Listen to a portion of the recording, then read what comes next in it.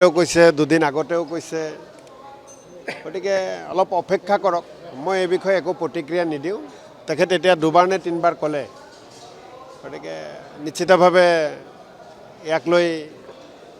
অসমৰ ৰাইজৰ প্ৰতিক্ৰিয়া কি তাৰপিছতে মোৰ ব্যক্তিগত প্ৰতিক্ৰিয়া দিম চাওক অখিল গগৈ ডাঙৰীয়াৰ সম্পৰ্কে আমাৰ দলৰ সভাপতি গৌৰৱ গগৈ ডাঙৰীয়াই সময়ে সময়ে আপোনালোকৰ প্ৰশ্নৰ উত্তৰত কথাখিনি কৈ আহিছে আৰু সেইখিনিয়ে মোৰ কথা এইটো তেখেতে ভাবা কথা তেখেতেহে ভাবিছে অসমত কিমান কোটি মানুহ আছে বাকী কোটি কোটি মানুহে কি ভাবিছে সেইটোহে ডাঙৰ কথা ভোট কেন্দ্ৰত গৈ কাক ভোট দিব ৰাইজে ভোটাধিকাৰ কোন দল কোন প্ৰাৰ্থীক ভোটাধিকাৰ সাব্যস্ত কৰিব পক্ষত প্ৰাৰ্থী বা ভোটাৰৰ বা দলীয় পক্ষত সেইটোৱে মূল কথা মই আকৌ আপোনালোকক ক্লিয়াৰ কৰি দিছোঁ অখিল গগৈ ডাঙৰীয়াৰ সম্পৰ্কে সময়ে সময়ে আপোনালোকৰ প্ৰশ্নৰ উত্তৰত আমাৰ দলৰ সভাপতি গৌৰৱ গগৈ ডাঙৰীয়াই কৈ আহিছে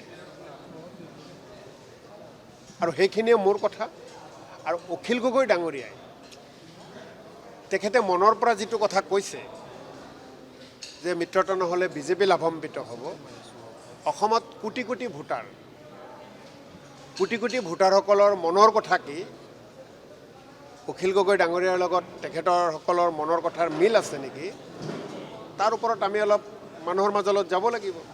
গতিকে এই মুহূৰ্তত কোটি কোটি জনতাৰ আশীৰ্বাদ আমাক লাগে কংগ্ৰেছ দলক সহযোগিতা লাগে পৰামৰ্শ লাগে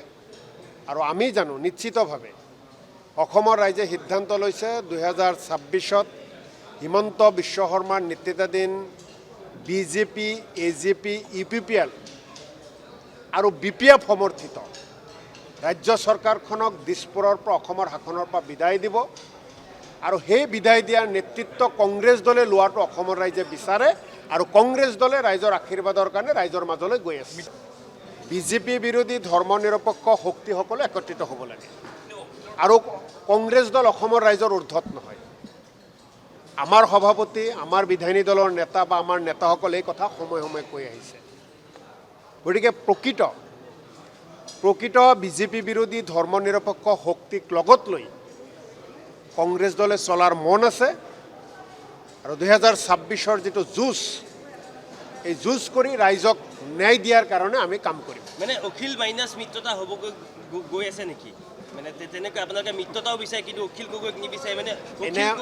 এনে সাধাৰণতে কেমেৰাৰ আগত বা ৰাজহুৱাভাৱে মিত্ৰতাৰ কথা বাৰ্তাবোৰ আমি পাতিব নিবিচাৰোঁ প্লিজ আপোনালোকৰ যদি কথাবিলাক মনত আছে পবিত্ৰ বিধানসভাৰ ভিতৰত যিকেইজন অসমৰ সন্মানীয় বিধায়কসকলে গৰুখুটি প্ৰকল্পই হওক পদ্ম হাজৰিকা ডাঙৰীয়াৰ কন্যাকাই হওক এই যে তেওঁলোকে গাখীৰ বেছিকৈ উৎপাদন কৰিব লাগে গাখীৰৰ চাহিদাতকৈ গাখীৰৰ উৎপাদন কম মাছ যিমান লাগে মাছ আমাৰ ইয়াতে মাছৰ উৎপাদন কম আমাৰ ইয়াতে শস্য সামগ্ৰী যিমান লাগে সেইবিলাকৰ উৎপাদন কম এইবিলাকৰ ক্ষেত্ৰত ৰাজ্য চৰকাৰে চকু দিব লাগে মীন পালকসকলক গো পালকসকলক সাহায্য দিব লাগে এই দাবীবোৰ আন সন্মানীয় বিধায়কসকলৰ লগতো ময়ো কৰি আহিছোঁ গৰুখুটি যে এটা ব্যৰ্থ প্ৰকল্প গৰুখুটি যে অসমৰ ৰাইজৰ কাৰণে কোনো লাভজনক নহয় গৰুখুটি যে কেৱল অসম চৰকাৰৰ মন্ত্ৰীসকল পদ্ম হাজৰিকা বিজেপিৰ নেতা এজেপিৰ নেতা পালি নেতাসকলে লাভান্বিত হোৱাৰ কাৰণে এটা প্ৰকল্প